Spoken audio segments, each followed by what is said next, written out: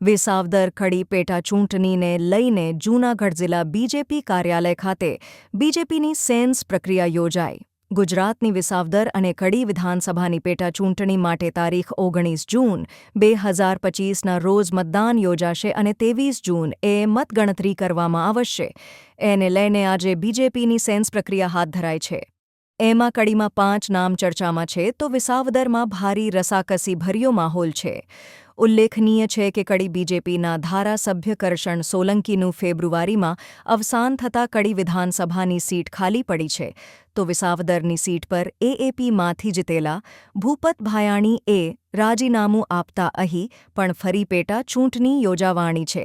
વિસાવદર વિધાનસભાની પેટા ચૂંટણી માટે જૂનાગઢ જિલ્લા બીજેપી કાર્યાલય ઉમેદવારની સેન્સ પ્રક્રિયા હાથ ધરવામાં આવી, જેમાં રાજકોટના પૂર્વ સાંસદ મોહન કુંડારિયા, જામનગરના પૂર્વ મેયર અમીબેન પરીખ, અનુસૂચિત જાતિ મોરચાના અધ્યક્ષ ગૌતમભાઈ ગેડિયા નિરીક્ષક તરીકે ઉમેદવારોને સાંભળશે.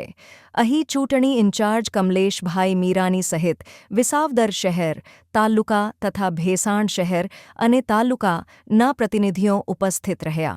અમારું સંગઠનના સહારે, અમારા વિકાસની રાજનીતિના સહારે, અમારા ગુજરાતના લોકપ્રિય મુખ્યમંત્રી માન્ય ભૂપેન્દ્રભાઈ પટેલની કરેલી વિકાસના કામો, વિકાસની ગાથા અને વિકાસની વણથંભી વંજાર લગાવેલી છે સમગ્ર ગુજરાતમાં, એના સહારે અમે ચૂંટણીમાં જઈશું અને આ વખતે ગઈ વખત કરતાં પણ ભવ્ય બહુમતીથી અમે ચૂંટણી જીતવાના છીએ.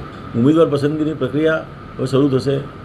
નિરીક્ષકો આવશે અને સાંભળી અને પછી જે રિપોર્ટ આપશે એના આધારે પ્રદેશનું પાર્લામેન્ટરી બોર્ડ અને કેન્દ્રીય પાર્લામેન્ટરી બોર્ડ ઉમેદવાર નક્કી કરે તેવો છે. કડીના વિકાસ, કરશન કાકાના જે અધૂરા સપના, એ અધૂરા કામ એ પૂર્ણ કરવા માટે છેવાડાના માનવી સુધી કામ પહોંચાડવું, છેવાડાના માનવીના ની અંદર સરકારી યોજનાઓના લાભ પહોંચે જે રીતના કરશન કાકા પહોંચાડતા હતા ગરીબ માણસો સુધી, એ રીતના અમારે કામના આગળ ધપાવવા માટેની ટિકિટ માગેલી છે.